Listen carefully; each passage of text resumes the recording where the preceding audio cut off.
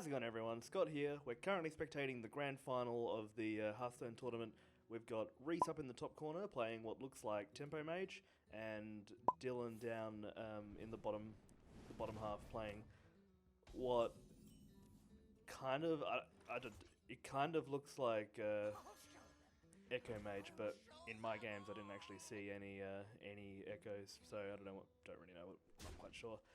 Unfortunately, I didn't get to see the first game, but as far as I can remember, Dylan took that out. So this is the second game. Just gonna start it from here and just watch how the grand final of the games played out. So a pretty timid start from Reece there. He ended up playing just ping on turn 2, which is really not what you want when you're playing tempo, meaning his curve is maybe a little bit too high, whereas Dylan's start is actually quite strong. He's got the Mad Scientist and the Acolyte that he can trade into the Worm for 1 point of damage to draw a card. So we'll have to see whether or not whether he does that first or whether he does something else. Really, what we want to see him do is trade that in first. See what the card is. Another fireball's not bad. So he's opting for the ping instead of playing the other Acolyte. And this is not bad. Sometimes you don't really want to have two Acolytes out there because the card draw can just get out of control and you can't spend your cards as quick as you'd like, and then suddenly you're just swimming in cards, and then you're discarding cards, and suddenly your win condition is gone. Although we are going to see a duplicate on the 2 Acolytes of Pain, so that's always interesting. He's definitely going to be swimming in cards if he chooses to play any of those. And especially even more so now because there's a Flamewaker. Tell you what, if I was sitting in Reece's position, I wouldn't even be mad if he played some Acolytes, because the 1 damage ping off of his effect could just completely overdraw Dylan. That secret could very well be... Oh, we're going to find out. So it's probably a counterspell if it's not a mirror entity. I don't think Tempo was running anything else at that time. But then again, you never know. So here it is. This is where the overdraws should happen. 1. Another one. So Dylan currently has 10 cards in hand, meaning he's going to discard this top card, whatever it may be. Luckily, Sheep is not really not that bad. He's probably not too unhappy with discarding that. If it had been something horrible like Antonidas or another big threat, Thorosan or something, he'd probably be really unhappy. Yeah, there it is. The counterspell goes off, which means no ice block. Which is a pretty big counter, to be honest. Will he play another Acolyte? Nope, he's opting for the Sheep. Job's done.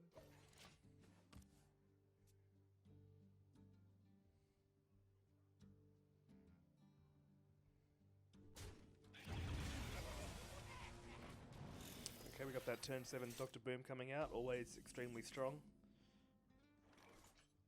I think if you're Dylan right now, you don't have that many options when it comes to what you can play. I mean, yeah, you can fireball Dr.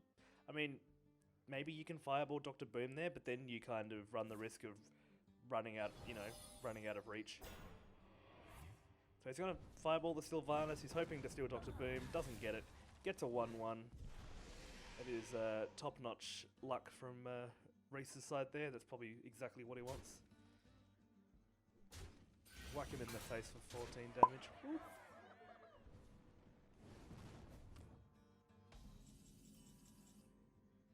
We see a duplicate out of Dylan. Unfortunately, he doesn't really have anything worth duplicating. He doesn't need any more Acolytes at this point. What he really just needs is a board clear or a Doomsayer.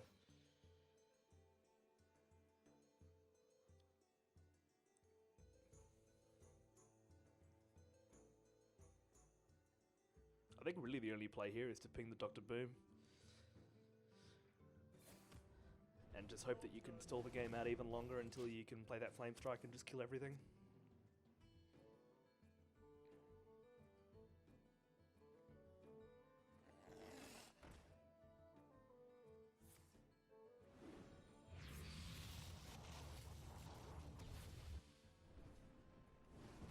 pretty weak. It's a pretty weak turn 9 from Reece there. You know, Worm Unstable Portal is not really like it makes me wonder what those 4 cards in his, well, the 3 cards in his hand are, because one of them would have been an Unstable Portal draw, and it really makes me wonder what they could have been. You know, if he doesn't want to play any of them, unless they're I can't think of what they might be. Or he's just really playing around the Flame Strike and they're all strong creatures.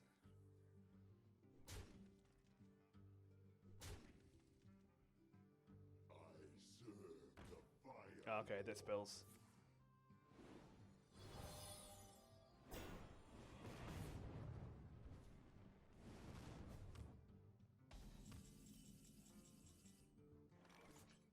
So Dylan's in a tricky spot at the moment where his Ice Block is going to get popped next turn, especially if the Boombot does considerable damage.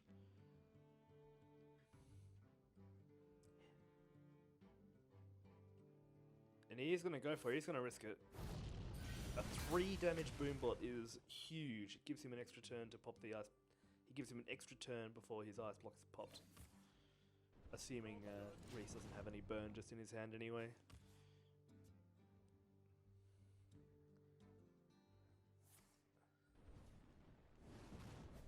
Sneed's Old Shredder. Wow, what a card to see in Tempo Mage. And we're going to instantly see the Polymorph. Oh, maybe not. Maybe we aren't going to see the Polymorph. Oh, we're seeing the defensive Alexstrasza. Alright. Well, we've already seen Dylan use 1 Fireball, so if he's not running Antonidas, he's going to have a really hard time finishing off Reece up top, because he doesn't really have that much stuff left. All he's got is a couple of Acolytes and some healing, right? Surely we'll see the sheep come out this turn. He's got to do it before Reece decides to trade. Yeah, there it is. He might just... No, he's not going to... He's going to play the Acolyte. He's going to play he's going to go for the Tempo heal.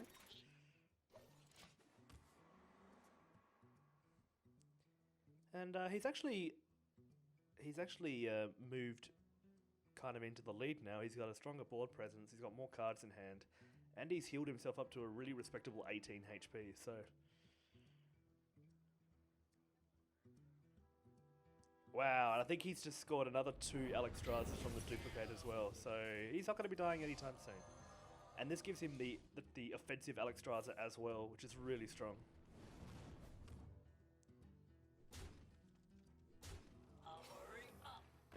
It actually puts Reece on a 1-turn clock, because if you Alexstrasza's this turn, he can just Fireball, ping, and hit him in the head next turn. But he chooses not to do that. He's going to go for the super defensive play with the Flame Strike. Clear the board. Reece has got 1 card in hand.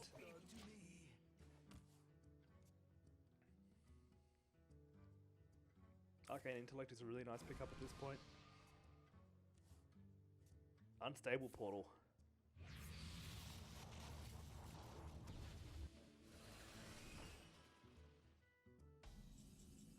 Alright, this is where we should see the Alexstrasza come in, and then next, hopefully the next turn will be the kill, right?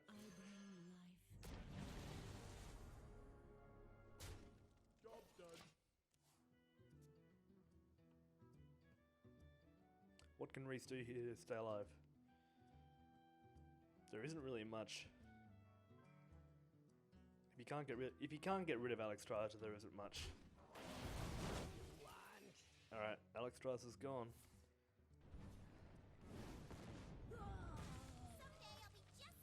This is where that drop out of the piloted Shredder is super bad for him, because, oh, there's a rag. So the question now is, will Dylan just go for the rag as he does, as he has in the past, and just hope? Oh, he looks like he wants to. There he goes. Not the best board to play rag on, but we'll just see how it ends up anyway. So he chooses to draw 1 card off of the Acolyte instead of a possible 2, but that's alright.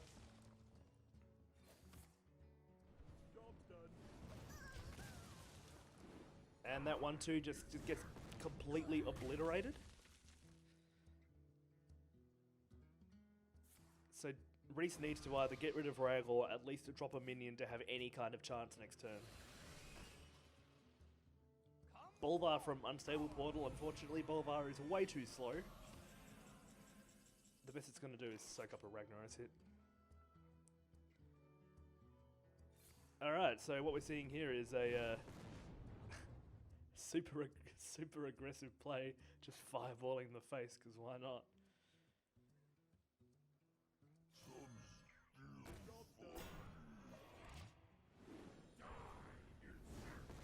Wow, Shredder drops are pretty bad for Reece. I know in our game he got 2 Ancient Watches, which is probably the worst 2-drop you could ever get out of a Shredder, purely because in these decks you just can't activate them, so they're essentially useless.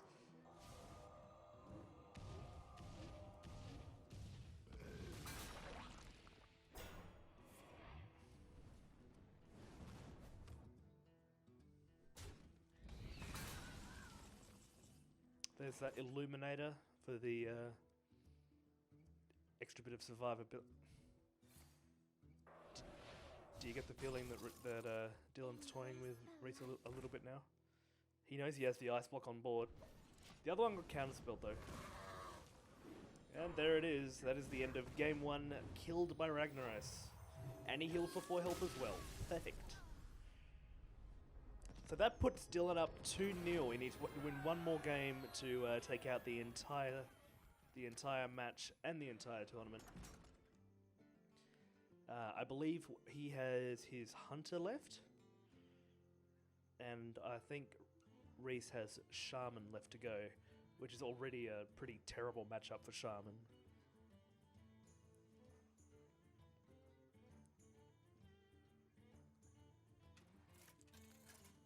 Alright, we can actually see the mulligans this game as well, which is really nice. Yep, there it is. Wow. So already this is just like, this is the perfect opening hand for Dylan. The 1-drop stealth into Mad Scientist, Animal Companion. I don't see him mulliganing any of that at all, it's just perfect. The only thing that might be better is a Glaive Zuka over the Mad Scientist, but even then, like, they're both great. They're both great 2-drops.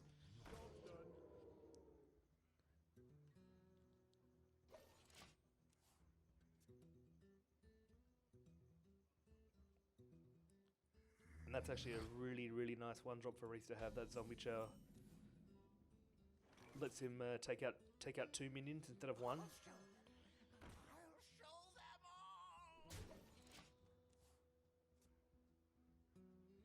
I find it interesting that he attacked with the Worgen Infiltrator there. If he's going full face, then I guess it makes sense. But more often than not, I think it's probably because all that happens is the Zombie Chow trades into it and then trades into something else.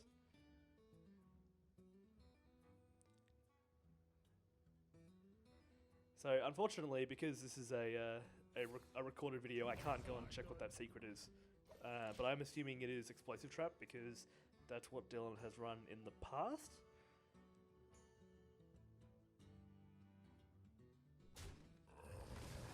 Another Zombie Chow. He's fighting for the early game. Alright, it is Explosive Trap because he can't play the second one from his hand. We're going to see the Juggler and the Haunter Creeper come out. He wants 1 damage on the Chow so that he can... Nope, he just wants to go all face. All face, all day.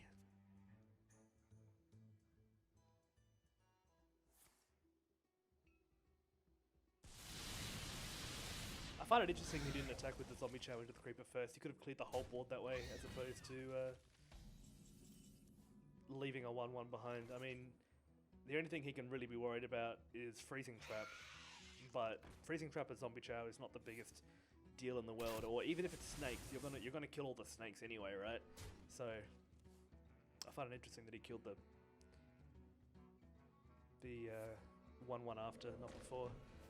A Taunt Totem right now is super nice and necessary. Probably gonna want like one of those every turn. And he knows he can't proc that Explosive Trap.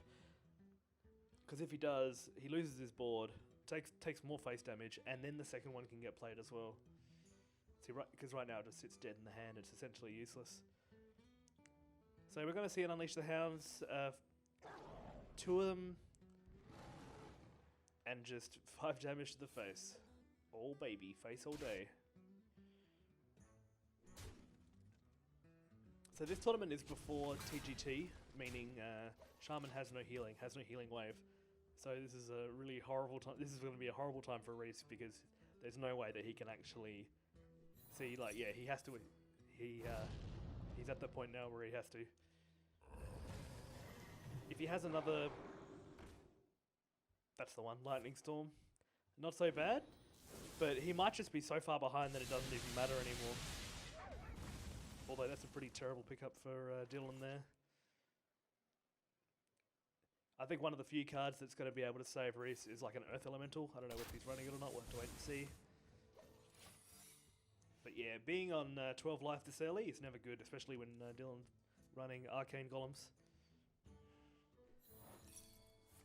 He's almost forced into hitting these traps as well, because he knows that if he doesn't, and he tries to hold out, the Eagle Horn bow could just come around, and then you don't really want to give that extra charges.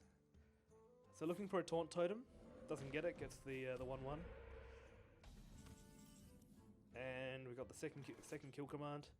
He's probably just going to hold it and wait for a beast. He's probably not in much of a rush. He's only facing 10 damage at the moment next turn, not including spells.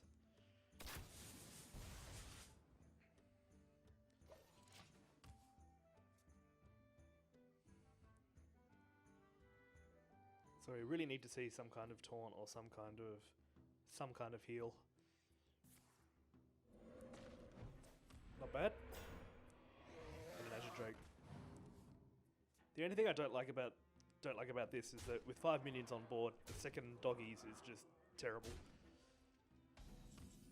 Oh, there it is. There's the 8 damage Dylan needs to win, and he's counting it up now. And there it is, Dylan's taken out the first Adelaide Casino Hearthstone tournament. So well done to Dylan, well done to runners-up Reece and everyone else who played. It is done. He died.